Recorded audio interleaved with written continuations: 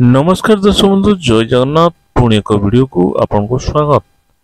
स्वामी स्त्री क्यों सब गुण जहाँ संपर्क को आहरी बढ़ाई देता है आसतु जाना आज वीडियो स्वामी स्त्री यही 5टी गुण जहाँ संपर्क को आहरी बढ़ाई देता है। वीडियोटी देखा पूर्व आम चैनल को सब्सक्राइब कर सब्सक्राइब कर दिंतु।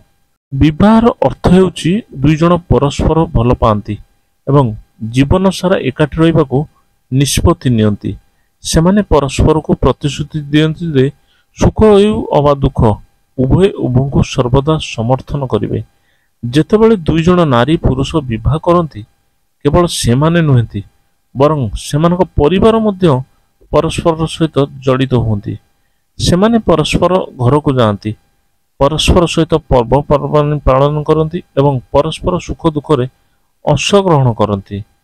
विवाह परे स्वामी स्त्री उभयଙ୍କ जीवन में परिवर्तन हुए।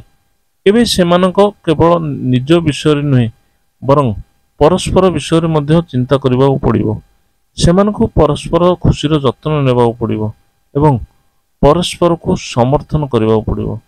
एक भल विवाह रे स्वामी स्त्री परस्पर को बुझी पारती एवं परस्पर निष्पत्ति को सम्मान दियंती। सेमाने परस्पर दुर्बलता को ग्रहण करती एवं परस्पर शक्ति को प्रोत्साहित करती। सेमाने परस्पर उपर विश्वास करती एवं परस्पर प्रति सचोट। आज जानिबा स्वामी स्त्री यही 5टी गुण विषय जहाँ स्वामी स्त्री संपर्क रे मजबूत करता है एवं संपर्क माने एमानक संपर्क को उदाहरण भाव नहीं थांती। संपर्कर मूलदुआ हेउची प्रेम। स्वामी स्त्री संपर्क मध्य संपर्क प्रेम उपर आधारित। यह बाह्य सौंदर्य अपेक्षा बहुत गभीर एवं शक्तिशाली। जेतेबेले आपणक साथी हृदय सहित मिसी जाती, सेमानकर दुर्बलता को बुझंती एवं सेमानक निस्वार्थ भाव में भर पाती, सेतेबेले ही आपणक संपर्क सत्य एवं स्वतंत्र होता है। भूल संशोधन करने गुरुत्वपूर्ण। एक दृढ़ विवाहर मूलदुआ हेउची परस्पर इच्छा को सम्मान करवा।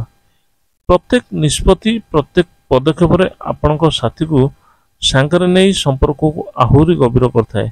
सेही समय धैर्य एवं बुझामणा रे बणै जाइथिबा एही प्रेमर बंधन मध्य वैवाहिक जीवन को सुखी करिवार चाबिकाठी। परस्पर को समर्थन करंतु। सम्मान एवं घनिष्ठता सहित एक भल वैवाहिक संपर्क मध्य समर्थन पाई स्थान थाए। एपरी परिस्थिति रे उभय साथी परस्पर जत्न नियंती, परस्पर को सम्मान स्थान दियंती एवं प्रत्येक छोट एवं बड़ कार्य रे निज साथी को समर्थन मध्य करंती। सम्मान एवं गुरुत्वपूर्ण। प्रत्येक संपर्क को सम्मान आवश्यक, किंतु जेतेबेले स्वामी स्त्री को मध्य संपर्कर कथा आसे यह आहुरी गुरुत्वपूर्ण हो जाए। आपण साथी जेते धनी किंबा गरीब होंतु ना कहीं ताको सम्मान करवा आपण कर्तव्य हो जाए। मन रखंतु विवाह परे आपण दुहे परस्पर जीवन साथी एवं एपरी परिस्थिति रे परस्पर को सम्मान करुवा दंपति मानकर आग को एक सहज जीवन जी थांती। इच्छा प्रति सम्मान। स्वामी एवं स्त्री मध्य संपर्क एक सुंदर बगीचा परे जो प्रत्येक गछ को प्रेम एवं जत्न आवश्यक।